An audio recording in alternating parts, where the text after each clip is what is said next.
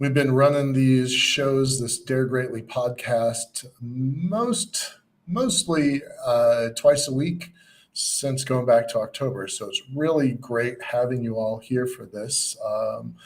Our shows, Dare Greatly Space, can be found on Spotify, and a ton of our content over the last 3 years can be found on our youtube.com/liftport channel. So take a look at our catalog. We've got a ton of stuff there.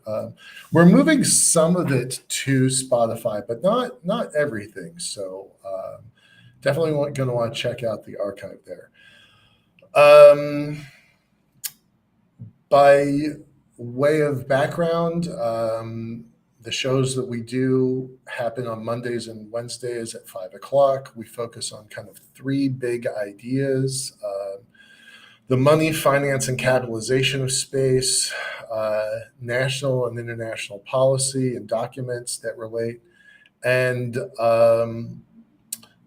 the infrastructure. What are we building out there? Why are we building that stuff out there? So that's kind of how we wrap the show together.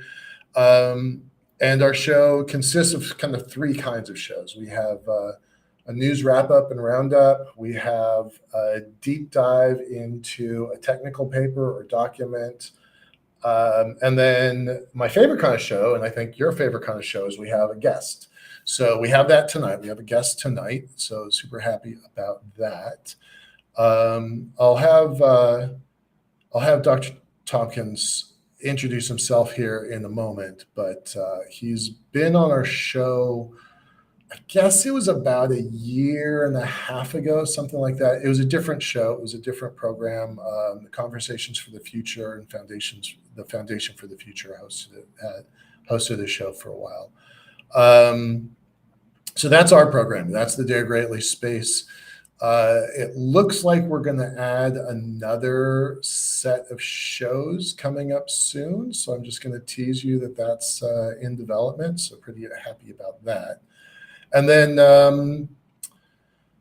on Tuesdays, we have the pairing of the Space Frontier Foundation's Pioneers for Commercial Space Development and also Mars Society's Red Planet Live. So Red Planet Live kicks off about once a month. There's talk about moving up to 2 times a month, but that hasn't happened yet, but it is probably in the works.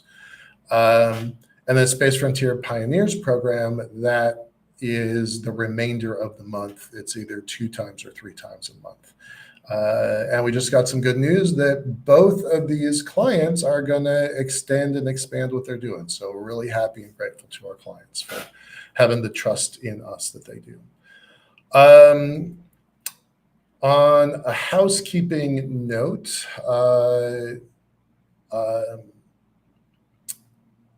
our team of 3 people is working pretty hard to build out some new content in the form of newsletters and pull a bunch of our other older content, digital or audio content, into Spotify. So that's kind of the bulk of where we are right now. It looks like we're bringing on 2 new people, and those folks will be kind of expanding our reach a little bit. So just kind of stay tuned for that. But that's all the update I want to give you on Liftport. With that, I'm going to switch it over and bring our guest on. Hey, how are you? Doing well. Good. All right, let me get you this stuff up there. Yeah, there we go. Cool. So, Daniel, when we talked about 1.5 years, actually twice, I think. Once on the business plan competition and once on just a general overview of your plan systems. But I don't want to get into that yet. I want to kind of dig into what we call your origin story. So, how did you get here? What's your background? What are the steps? What are the things that drive you? One thing we want to showcase on our show is that because this is a brand new industry, despite it having 50 years since we first went to the moon or 70 years since we launched their satellites, it is still a new industry. It's growing very quickly. Here in the Seattle region, we have north of 2,000 open positions, open jobs in the Seattle region, the space sector. So we want to showcase to people that there's a lot of different ways to get into this. So with that, rather than me read off a static bio, why don't you tell us about yourself? Sure, sure. So I've had a lifelong interest in plant science, and that led on to grad school and University of Florida, and that's where all the bugs are and diseases are. That's where they have a really hard challenge at managing these really complex agricultural and environmental systems, where change is constant. Pandemics are a constant. You always have new diseases coming in, new insects coming in, and that's what drove me in the And when you arena. say pandemics are constant, you're not talking about what we've just experienced in the world. You're talking about plant pandemics, yeah? And even viruses. Actually, plant viruses are one of the most damaging and rapidly changing, which is a challenge. And most people, it's totally background, just static. No one knows these fights that a handful of farmers and handful of scientists are fighting constantly. And that's what brought me into plant pathology, if you will, or becoming a doctor of plant medicine, which is really a holistic approach at managing plant systems. So everything from entomology, soil and water science, plant pathology, from viruses to nematodes to mites, all the whole everything that wants to eat your lunch, right, out in an agricultural field, and everything that can go Again, wrong. that's not figurative. They really want to eat your lunch. Yeah. They, Okay. they really do. And so all those problems, how do you manage them? Do you use organic controls? Do you use chemical controls? Do you use genetic controls with breeding or genetic engineering? Really important questions as, we look at, just the basic constraint of food production, which, all things are plentiful until they're not, right? And especially as the world's increasingly kind of being more aware of those systems and how challenging they are and important they are for not just, and I call myself both an agriculturalist and an environmentalist. I've got, um,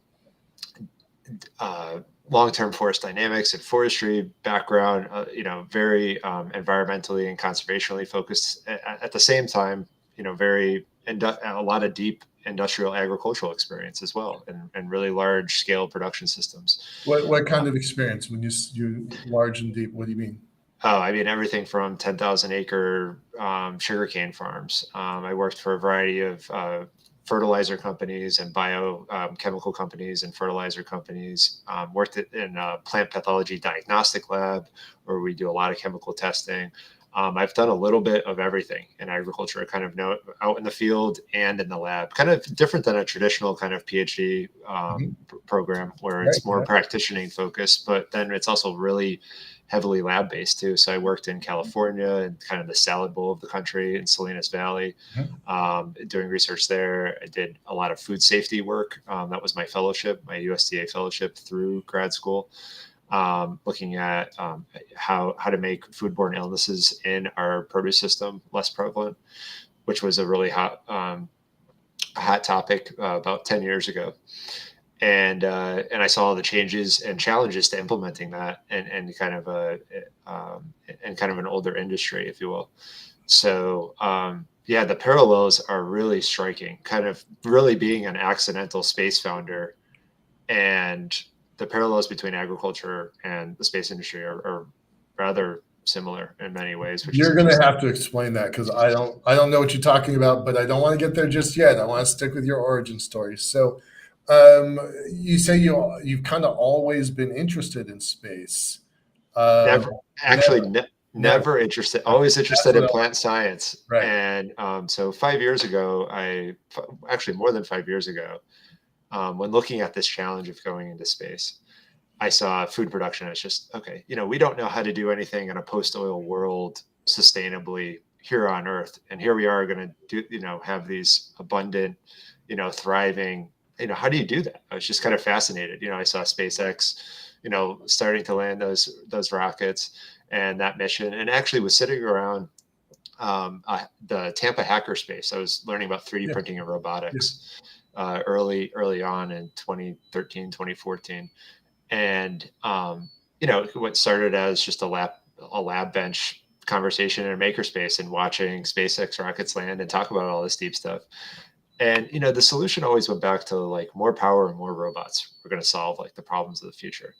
And I mean, to me, there's these like miraculous mini machines, right? Which is biology that solves so many of our problems so passively that like we don't even, they do so much work for us on the front end and on the back end. We just take them totally for granted. And then they have that type of infrastructure is drastically different than kind of that sci-fi futuristic, where biology is really kind of minimal. It's all about us and the machines and power, commonly as kind of being the post-scarcity world. Where does life fit into that? I think is an important part of the equation. Wow. Are you still in the Tampa area? Are you still going in the makerspace community? Yeah, actually, Nova Labs, Northern Virginia labs, relocated 3 years ago to Northern Virginia, just outside of DC. Okay. And my wife had a job opportunity up here, so I said, yeah, the kids are young, and the space. It was challenging even then. Even 3 years ago, I saw all the headwinds to moving essentially a concept forward. It wasn't so much of a, hey, this is an investable business model. It was, hey, here's an interesting kind of out of the box idea that might have some merit to it, as I thought 5 years ago, and still does. And it's been a long meandering path since then, for sure. I know that feeling very well. All right, so you start hearing about this space stuff. You're in this Florida environment. You're looking at all these kind of like futuristic designs and ideas. And I was a definitely fanboy at that point. I mean, I would schedule my visit out to like farms and stuff. I'd be like, okay, when's the launch gonna, like, how's the launch look? Okay, I'm gonna go to the East Coast. So I was at the Falcon Heavy, Okay, inaugural launch and stuff. cool. Um, and yeah, so I was constantly like, I was in it because I saw like, wow, 16 tons to the surface of Mars with Falcon Heavy. I said, Right. you could do something substantial by that. And I was far enough through our work internally to know that you could do something really significant with that amount of payload. So it was like, hey, here it is. We've got the mission, we've got the vehicle, we've got, this is a potentially huge leap that could be under development and implemented on a rather short timeline. So was it the kind of the problem set of how do we feed the masses in space, or was it the mission? Right, like if I'm reading your background right, from a scientist perspective, PhDs want to solve problems. I mean, writ large, they want to find something new. That is what makes them decide to go that route. So I'm wondering, was it the size of the problem that made you decide that this was interesting, or was it this kind of ambitious vision of the future? Like, where, I mean, it could be anything, but what makes you decide this is the thing I want to tackle? That's the meaning behind implementing it would be profound, is that it wouldn't require some big leap in energy production or robotics or anything to show that you can outpace entropy, if you will, is that you can actually build faster than you degrade in a place as foreign as off Earth, which has huge implications to here on Earth. Ultimately, is kind of the message that evolved. I just knew it was something. It was something big and new, and hadn't been really explored, and no one was really pursuing at scale. So I thought, hey, this is my concept. I got to own it. I vetted it. I shopped it around. Mhm. I tried to break it. I mean, as any founder does, I think, especially when they're an accidental founder, Right, it's like, yeah. okay, this can't work. Like, you listen to everyone who Right. Why says, oh, hasn't what's the this problem? already been done? Who's doing it already? Why hasn't it been out there already? Yeah. You find a hole you don't expect to be there in the first place. Yeah. Yeah. But then I also saw all the challenges of implementing. I said, wow, this is going to be a grind. As much as I see in agriculture, a lot of the challenges, and that's where I think the overlap between space and agricultural industry is pretty similar. Is you ultimately have few decision makers. Like when I Yeah, was working in, let's talk about that, because you made that claim a minute ago that space and agriculture were the same or similar. I don't know anything about the ag business, but they do seem pretty distant to me. So weave that together for me, because I'm going to be learning here. yeah. So, as you might be aware of, like less than, especially here in America, like less than 1% of our population is directly engaged in agricultural field production. You break that down to the scientists that work into it and the decision makers and the policy, it's like a fraction of a fraction. Even Florida, it's the second largest economy in Florida, right behind tourism. And it used to be the first for many years, between forestry and all the fresh fruit and vegetable production. And because it was actually so efficient and it had so limited stakeholders right around it, it was just, oh, okay, imports from Central America and Mexico, like, okay, they overlapped with the Florida, let's let them come out. They flooded the market. It was all these challenges that were having a severe impact. I mean, I saw farms go under left and right, huge farms that had been in operations for generations, and it was just, okay, we've got cheaper tomatoes and cheaper strawberries coming in from Central America, and no one put up any tariffs. It was just it was so efficient. It boiled down to, like, Florida tomato production, right? Boils down to like 5 growers now. Now Wow. they are huge, Yeah. and they are the best of the best, and they are amazing at what they do, and especially from an efficiency. But then at the same point, they have no stakeholders. It's like, okay, who cares? Oh, if this industry goes away, what do we lose? 1,000 to 2,000 jobs? You know, at the That's higher level, at the great. level that people, not just the laborer level, but so, and that's where on the key, on the limited decision makers, also, you just have limited ground to stand on with some of these things. Or, okay, what do we do with new ideas? And, how do we survive? How do we outcompete and stuff? It's both things can move quickly, and you can have thought leaders that move quickly to try to address some of those challenges. But then you also just have, hey, if you get 4 no's, that's it. There's no one Nowhere to else to turn go. around. There's Right. nowhere to go with a new idea or a new That concept. that is definitely the space business, right? There's some senior leadership in some big companies at Space Force, Air Force, NASA, and if you get shot down, if you get 4 no's, there is nowhere to appeal. There's just nowhere to go with it. Yeah, I see that connection. I feel deeply. I've experienced that personally. So interesting. And we started on the SBIR, STTR track. We wrote some really good proposals, and those debriefings are those were really a big motivation, because that was back in 2017, 2018. We were really stealth all the way till 2019, until our patent published, and we had a joint NASA publication in 2019.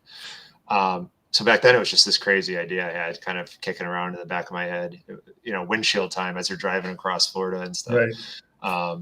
You know, and then reading through those debriefings, I saw, okay, there's parts of it that are like, they get it, like, but they didn't get other parts of it. So our GrowMars process, it's funny because I can explain it to someone in like a sentence, and just the light bulb, it clicks or it doesn't. And I always, depending on who they are and what their background is, I explain it in literally like 20 or 30 different ways. But basically, we have an initial plastic greenhouse that you're growing a bunch of biomass in, plant material or algae, and then you're processing all that hydrocarbon biomass into additional plastic greenhouses. So it's off the shelf tech. None of it is newer than 1952. You could make plastics out of biomass. Just raw biomass. There's nothing special about oil. Oil is just really old biomass. Right. So it takes additional steps of distillation to separate those out if you are doing it from fresh biomass. And where this actually came about was actually agriculture. Is we use a lot of plastics in agriculture. We use it for microjet irrigation film. We use it for plastic mulch coverings, for fumigation, and for keeping weeds down and stuff. We use it for the crates. Literally, it's sand, soil, and plastic and chemical derivatives. That's like 90% of agriculture from an energy and material standpoint. Right. So there was companies that were selling bioplastics, and I was interested in the environmentalist side of me said, well, what happens to these plastics in the environment? Okay, they're a bioplastic. Like, are they sequestering carbon? What are they doing to the soil microbiome? Are they turning into microplastics? And they're like, oh, actually, this is basically the same as the petrochemical stuff. And I was like, wait, what? It's bio, like it should be biodegradable. And then I was like, oh, I get it. Right. And at the same time, I was learning 3D printing. So this is back in 2015, 2016. And I just thought, that would be really interesting. You can make like a plastic greenhouse and grow a bunch of biology within it and then process that into more plastic greenhouses. And it's not biodegradable. It's resilient, so that was like the weird, interesting thing about bioplastics. I actually learned from, being engaged with trying to make agriculture more sustainable, and field production practices, and then kind of applied that to the context of, okay, how do we survive out in space?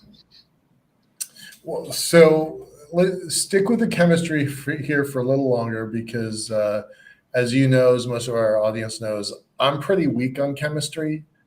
For a guy that's been around for 20 years, that's not my strong point. So give us a super high level overview. What do you mean when you say you can make plastic out of biomass? Just give us the steps. Yeah, so the simplest way to explain it is just oil is really old biomass. So you have like everything that you can distill out from oil. You can actually, there's a really great uh, Department of Energy. I'm blanking on the name of it, but they have a renewable. They basically said back in the late 90s, they said, how could we produce all the essential chemicals if we didn't produce them from oil? And there's this awesome spider chart of like, hey, you can actually produce them all from the lipids, the proteins, the starches. You can actually, it takes a different, there's just additional pathways that you have to go through or additional energies. And, it's cheap stuff. Ultimately, plastics is almost like a byproduct of fossil fuel extraction. So it's like when you go from a penny per pound to 2 pennies per pound, it's not economically feasible. Right. So that's a little bit of like the big picture of it is basically there's a lot of ways to do basically everything. There's no real synthetic. It's all organic chemistry at the end. It's all carbon and hydrogen and oxygen ultimately. But what's interesting is it's actually carbon negative. So when you are doing bioderived plastic, it is a net sequestration, just like when a plant's growing, it's a net sequestration of CO2. And that was one of the initiations for the patent. I saw a lot of geoengineering things with climate change and carbon sequestration that didn't float. So I didn't think that would be a market that matured. Just because, again, stakeholders, you actually need more of those stakeholders who are going to win from those solutions. And geoengineering solutions, as much as some of them have a lot of validity behind them, they don't have any winners, necessarily. Okay. So another challenging area that I've dealt with as well. But the chemistry side, what else can I help on the chemistry side? No, that's it. That's what I wanted to get. And we've got a question from the audience. I'm going to bring it up in a second. But before I get there, let's talk about, all right, you have this patent that we have kind of alluded to and danced around. You've got a business that we've alluded to and danced around. Let's kind of like dig into those things first, and then I'll start answering the question. I'll point a question from the audience your direction. So what's the patent? What's the breakthrough? What's the big aha moment? Yeah, so that expanding loop or positive feedback loop process of having some initial amount of plastic in a greenhouse and using biology to sequester that carbon, and essentially you're able to process more plastics as a result.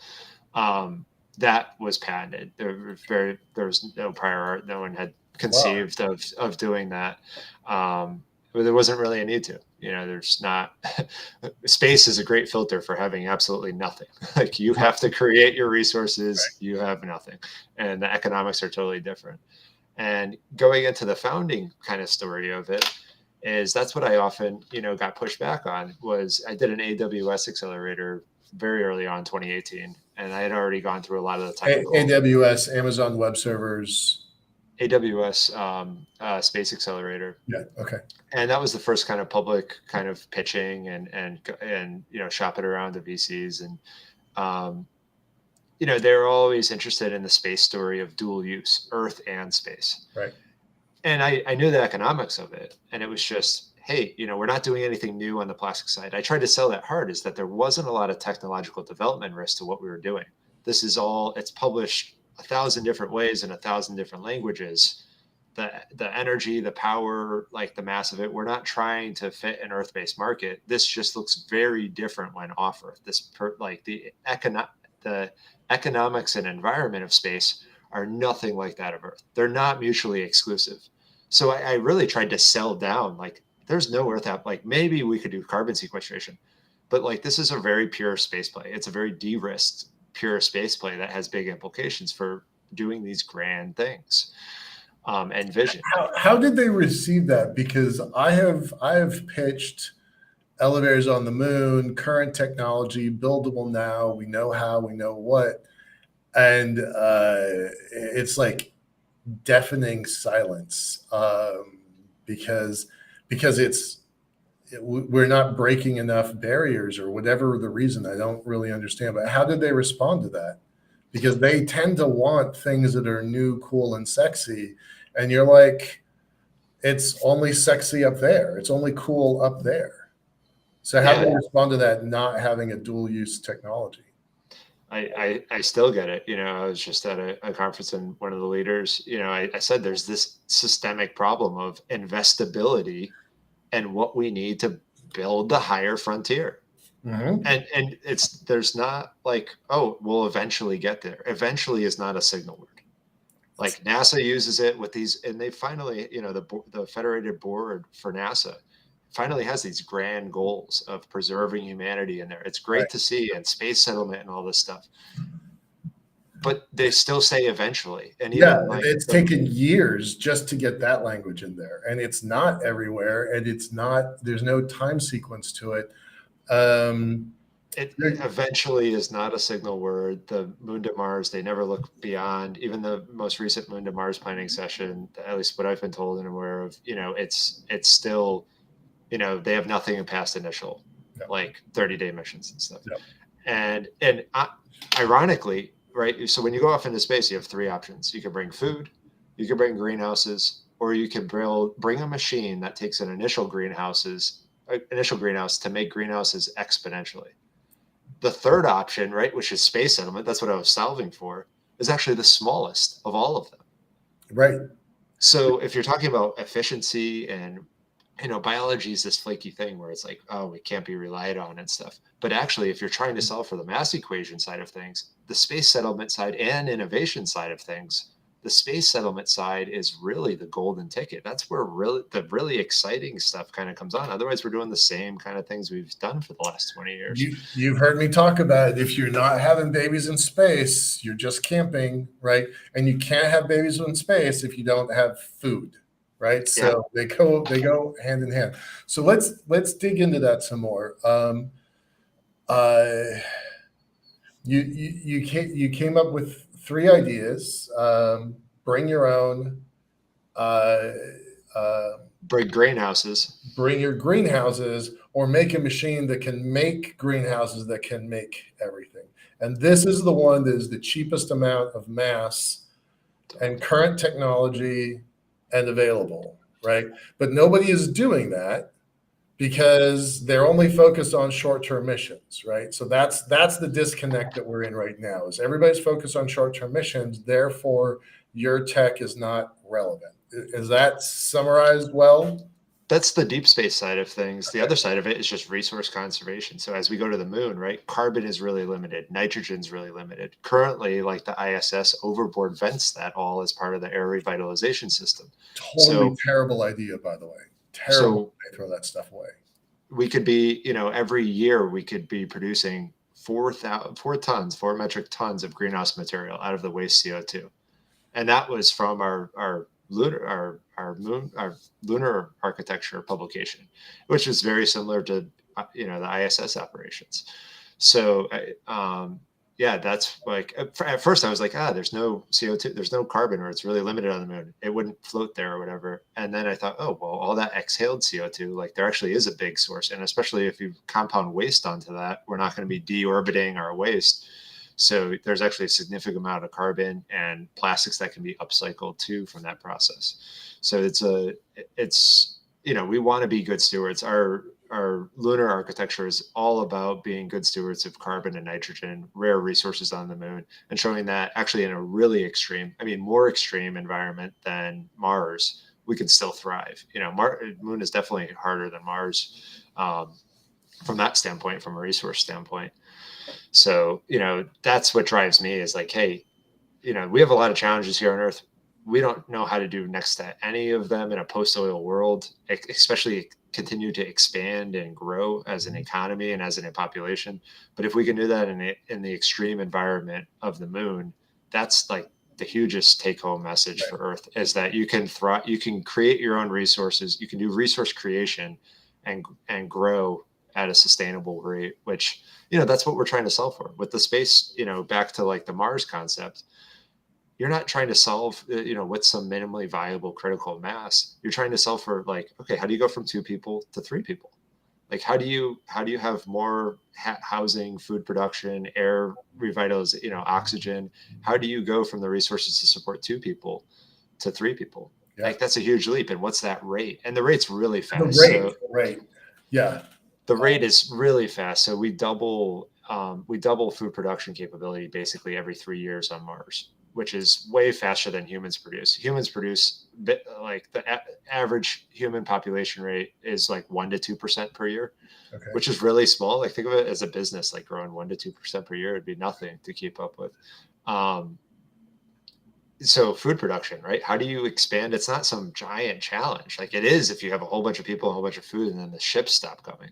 Right. But if you're just trying to solve for, how do we double? You actually can expand food production at 23% per year. So, and these are all super conservative numbers. I'd like to have a business that grew 23%. Using the same example, I'd like to have a business that grew 23% a year. And that's biology. Actually, biology, right, grows 23% like per hour, right? Some bacterial species. So like they're literally, the rate of replication is on 4-hour time rate, which is like way more than 23%, on an hour basis. So like you want to talk compound growth, like look at biology and how it does it. All right. So we're not going to take it with us, and we're not going to have a greenhouse. We're going to have a greenhouse. We're going to have a machine that makes greenhouses, that makes food. All right. So let's zero in on that for a second. What are the inputs? Now we have a box, and then what are the outputs? So talk about the inputs, the box, and the outputs. Yeah. So inputs, CO2 and water for your carbon, hydrogen, and oxygen. And your outputs is a net carbon. It's a negative carbon plastic with a whole bunch of oxygen. You actually produce oxygen way faster than you do food production area. So we have like one chart where it's about you produce like 3x the amount of oxygen per food production space, just because of part of that equation. So you actually produce rocket fuel. I remember in one of our early pitch decks, we like, hey, it's rocket fuel. Like that's a valuable thing. Like oxygen, like we have an excess of it. Like it's easy to produce a massive amount of oxygen. It's harder to produce the actually square footage area of food production. But the thermal dynamics, we had done some basic kind of look at the greenhouse thermal dynamics that needed additional validation. We did that this year, finally, through a system that was opened. It was an open source program that we helped support, and doing some of these calculations that confirmed our hey, you can have passively operated that is just an unknown. It was just a really weird thing. That was one of the first things we tried to break, was like, okay, are the greenhouses just going to freeze, or like, are we just heat limited? We need a nuclear reactor to heat the greenhouses. And you can passively thermal and using the heat sink of the daytime heat, especially in a lot of water and algal based reactors, which you'll have kind of coupled along with it. You can very easily passively thermally operate greenhouses. versus the whole LED and you need heating and cooling and everything else. So let's talk about the box then. All right, so we're gonna make a machine that makes greenhouses. The greenhouses are gonna make the food. So are we limited? What are the first earliest foods? What are the first earliest? Does it matter? And does it matter if we're on the moon or Mars? Like it's a different equation between the moon and Mars. It's interesting because we started on Mars, and just because of the way that's the fun thing about this being like windshield time type of a project is, you know, you have a long time to think about this. Like, oh, you're on the polar regions of the moon. Like, how do you do this and stuff? And on Mars, we were using a lot of algae because it's easy to circulate around. Actually, the structures kind of had integrated algal growth along with them, just for really good efficiency. Algae is really fertilizer efficient. It's really easy. You can pump it around, move it around. It can come back from freeze events and stuff. So start with a lot of algae because it's just to ramp things up, to bootstrap everything. And actually on the moon, it helps with cooling, right? So you have, you know, those peaks of eternal light. If you have one of these greenhouses on one of those quote unquote peaks of eternal light, actually for heat dissipation, you actually want that kind of envelope, that shell of algae and water cultivating around for that aspect of it. So it's interesting. And then same thing for like Leo, like our Leo greenhouse design has a similar challenge of just how do you, you know, through those night and dark cycles, you know, you want that additional mass. You want, like, you have a really high light intensity. You can have higher algal numbers to kind of shield, both to utilize that sunlight. You know, why shade it out? Say you have twice the amount of sunlight that you can efficiently use. Well, heck, just use it. Algae are really good at just taking these different conditions. So algae and water, and then plastics. One of the deep space implications of all this stuff too, right, with galactic cosmic radiation, is plastics, water, really good at deep space mitigation because you have these high energy iron particles that are coming in. If they hit a high atomic weight, you get a showering of secondary radiation. So you don't want metals. You actually want like dense hydrocarbons and water as that mitigation. So I've heard the water part. I've not heard the plastics. Interesting. Okay. Yeah, that was another like check mark on, like, it was carbon sequestration. We accidentally solved for GCRs as well. I knew nothing about that part of the equation. I was more concerned with UV light and stuff, which also wasn't an issue. And then, yeah, the GCRs, when I was talking to one, you know, as I was shopping this around and vetting it with folks, he was like, actually, you know, NASA has some publications on using plastics for deep space radiation mitigation. And then it told me exactly that. And I was like, oh, you know, that's a big bonus. That's good. That's good. I'm going to I'm going to post a question from the audience here. This is Dr. Plata. He's a medical doctor. Will bioplastics be the first type of greenhouse on Mars, or will it come in a later phase? There's a follow-up to this, but let's answer this kind of on its face first, and then I'll expand on it. I think it will, and it probably will be inflatable just because you need to like initially bootstrap. So what's the most mass efficient way just to grow a bunch of algae in an inflatable reactor? From a kind of, you know, fruit and vegetable packing house and industrial ag experience, actually one of the biggest challenges is biofilms for long-term use within these facilities. Okay. So biofilms are, you know, like the stuff in your sink drain and stuff, right? Really hard to clean off. And one of the only ways to really mitigate with them is acids and like pressure washers. Okay. So if you have an inflatable, it's really hard to kind of clean. You know, you wouldn't want to be really taking a pressure washer or doing a bunch of acids maybe within an inflatable structure. And then if you do consequences to that one. So that's why I've leaned more towards rigid structures in some of the designs, because it's just a challenge. You're not going to have a perfectly sterile environment. You know, as soon as you introduce humans into kind of any aspect of it, you're going to have these biofilm microbes and stuff.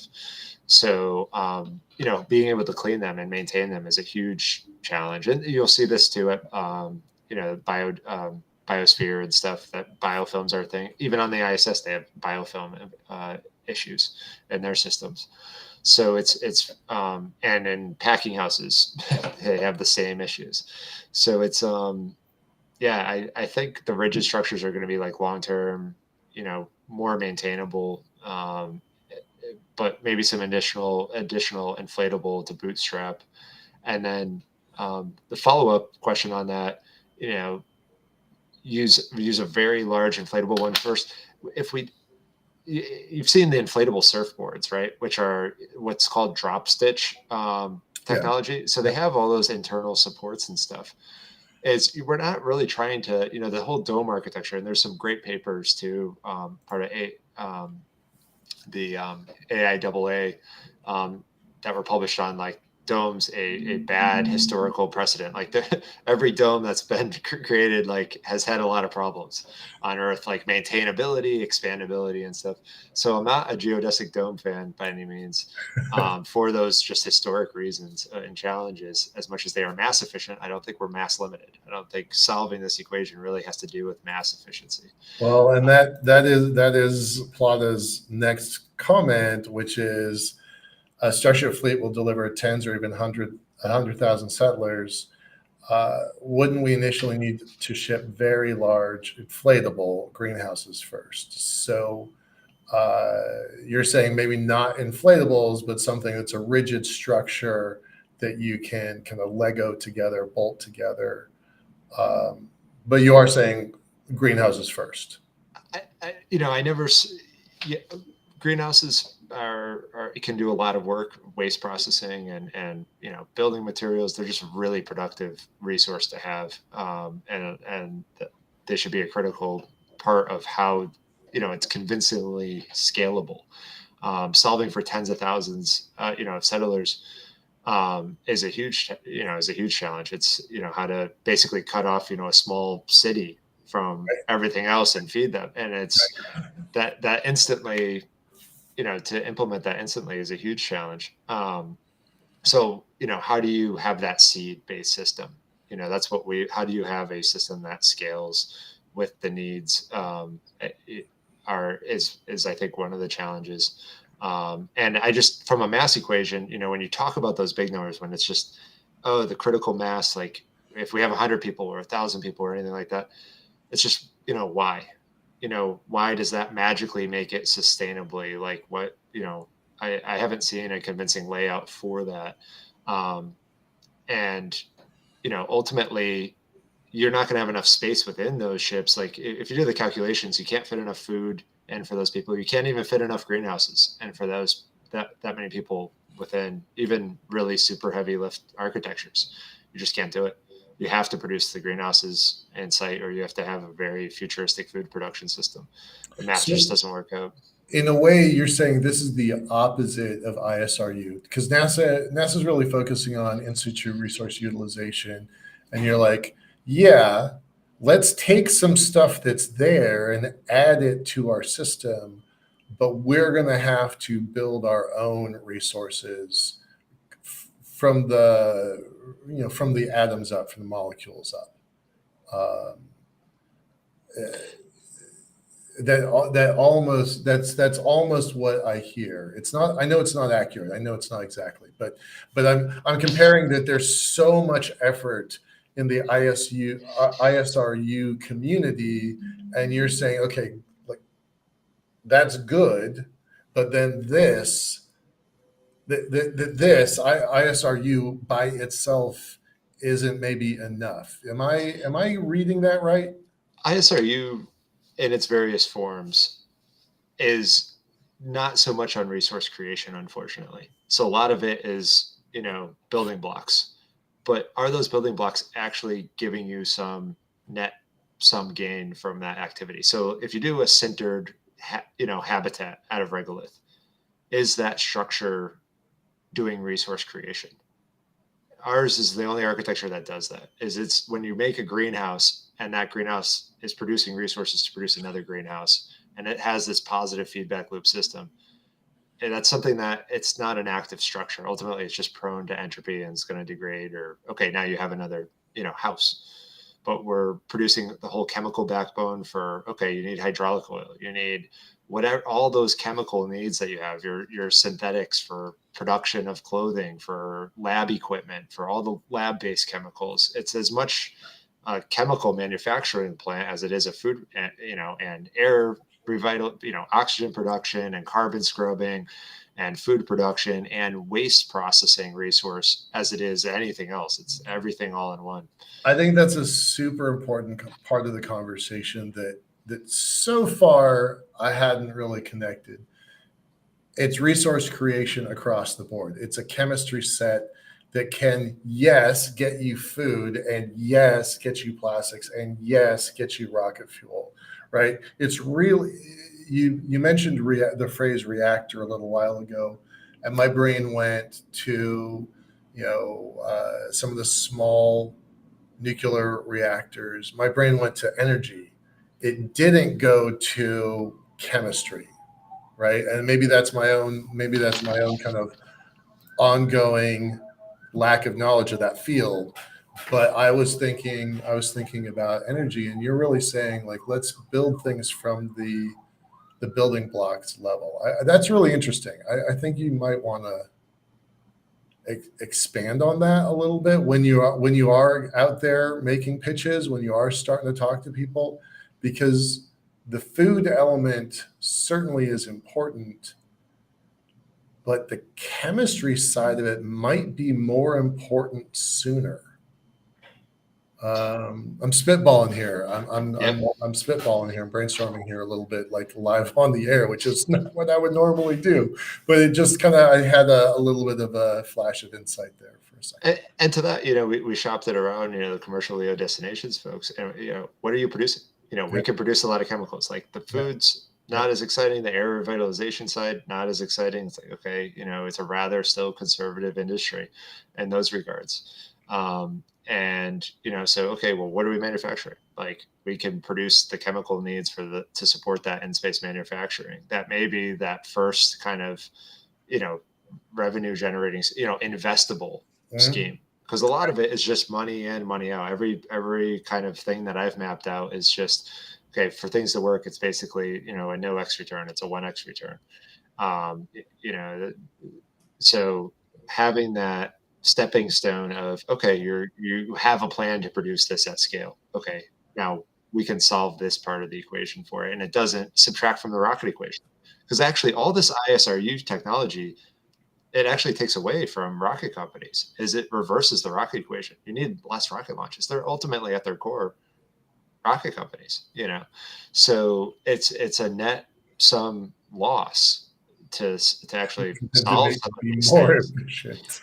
That's right. What I've kind of come across. It's just, it's just not in their wheelhouse. This doesn't get them anywhere. As much as the long-term visions and deep visions around this are very aligned, it still is just not core to that business. Well, let's we have about 13 minutes or so, a little bit less. There's, depending on how you count it, there's 10, 12, 15 space stations under development. I definitely have some favorites. I'm pretty skeptical of some of them. There's 77. I think this is astounding. There are 77 space agencies, only 16 of which are launch capable. Which, interesting, right? You have a space agency that doesn't have launch capability. So 77 space agencies, 16 of them are launch capable. About, let's just simplify and say it's 14 space station companies. All of those at one level or another are potential clients for your technology, right? If I was a developing space agency, I would be ignoring your system, right?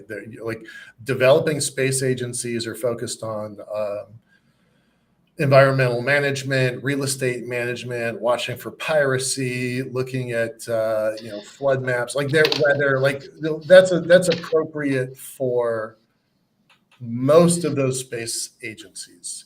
A few of them, the 16 that are launch capable, now they're starting to kind of rise up the value chain of what they can do and what they want to do, what their ambitions might be. So if you add just those 16 that are launch capable and those 14 space station companies, because nobody's going to the moon yet, definitely nobody's going to Mars just yet, your pool of potential partners or clients, by my math, that's 30. Do you think my math is wrong? Yeah, it's interesting to see it all expand out, and I think until they have a needs based, hydrocarbon or organic chemistry, as soon as their needs from an organic chemistry, standpoint are understood, we can address them very directly. The ones with artificial gravity are much more better positioned, mostly because in the process of distillation of those chemicals, of those monomers and polymers, Okay. you can do phase-based separation. Okay. So you don't have to spend what would be $1 million to figure out how to develop something that, I mean, where's the business case in developing a distillery that operates in microgravity? Right. There is none. Like there's absolutely no overlap there. You can't make that argument. Yeah. So if you have artificial gravity, or you have lunar gravity or Mars gravity, you can just use all that phase-based distillation, and for a tenth the cost, set up that equipment. So your potential customer pool went from 30 to 6. It might have gone from 30 to 5, might have gone from 30 to 4. Yep. So from a business perspective, right, you gotta build some bridges with those 4 for you to even stay relevant, stay a solvent, right? Yeah. Have you had any of those key conversations with some of those key stakeholders?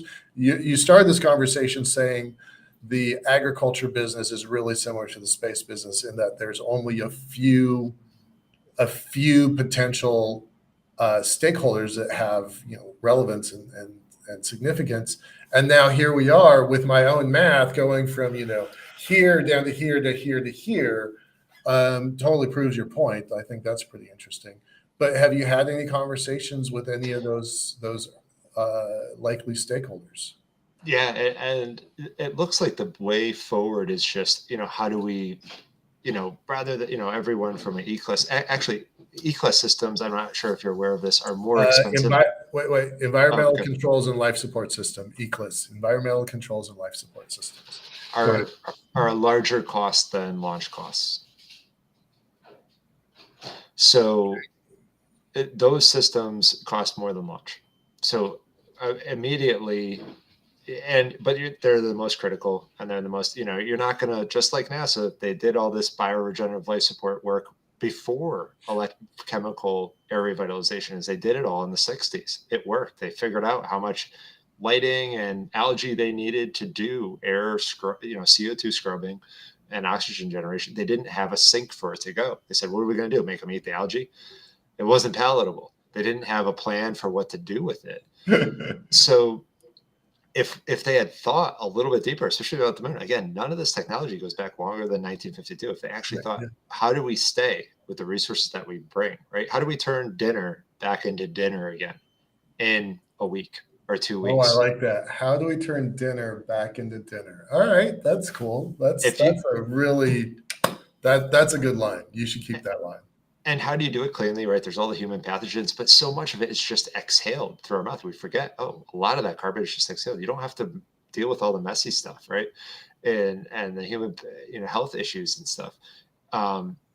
So there's a really easy way to integrate this and do that. But again, it's flaky biology. What if the algae dies? Then, so they're still relying on these legacy systems that have a huge high budget cost associated with them. And then it's like, okay, we're going to add on another system for what? These systems are good for 7 people. So why do we need another one? So it's actually, they have to have plans for above 7 people, because that's what those systems are traditionally designed around. And it's, how to do that is just have it be supplemental, have it be augmentative, store it all and say, hey, whatever you produce this in, whether you're producing more greenhouses with it in Leo and you're doing a huge, torus shaped greenhouse that does a whole bunch of food production and everything else, or whether you're just sequestering, doing it for, lab supplies and you're producing a bunch of your organic chemicals that you need as part of your research and development or in space manufacturing needs. just to save it as a reserve. Okay, how much would what's the value of saving this? And I don't know about the logistics ends of it, but just, hey, there's a whole bunch of carbon and nitrogen up there.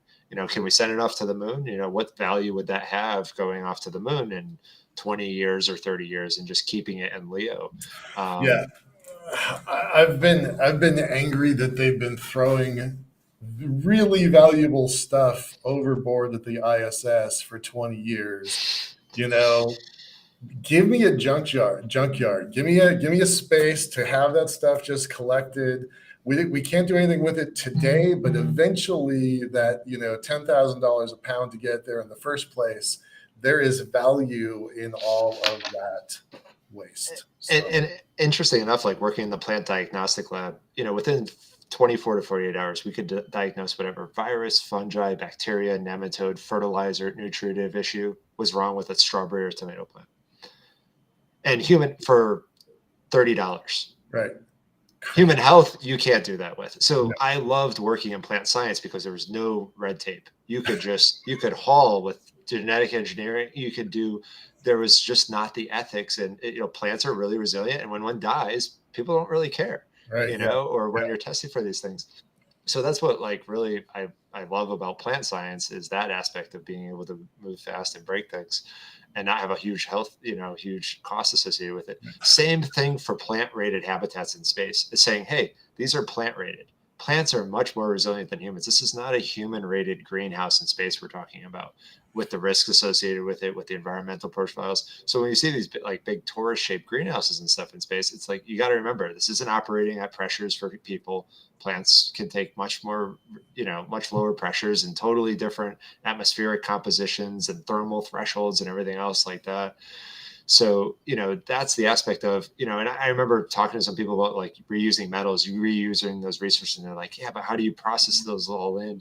And for ours, it's like, okay, this isn't for anything that a person's life is directly online. These are plant rated habitats, not human rated habitats, which I think makes it a lower barrier and lower risk barrier. Lowers the cost, lowers the potential risk, lowers the results if things go wrong. Okay, I get that. We only have just a few minutes longer. Doug's got one more question. Address the comparison of plastics production from biologic versus physiochemical means, including from a relative energy cost perspective. So the inputs and outputs, and how much is it going to cost? Yeah, so there's a lot of work in this over the horizon tech of, how do you synthesize plastics and how do you synthesize sugars and food and everything else? And ultimately, it's a lot of catalysts and it's a lot of energy and it's actually not a lot of efficiency. And there's a huge thermal. Actually, one of the biggest challenges is getting rid of the heat in these architectures. So as much as it directly produces one thing that you need, what's great about biology, it produces that whole spider web of, okay, we're not just trying to produce one thing. We need a lot of different materials. So it produces directly consumable things. It's not just spitting out sugar that you then have to feed to another microbe to produce like a manufactured food to grow a filet mignon or something like that, right? So in the whole cellular based agriculture scheme, that's the Goldilocks solution, is just electrochemical synthesis all the way through. Has the same problem ultimately as hydrogen, as those catalysts degrade. So say you need a pure water source, or you need a constant resupply of those electrochemical catalyst membranes because they degrade with contamination ultimately. So that's my basic understanding of it. It's also validated by numbers from folks that are operating those, is that it's not from an embodied energy standpoint efficient as biology. Interesting. Okay.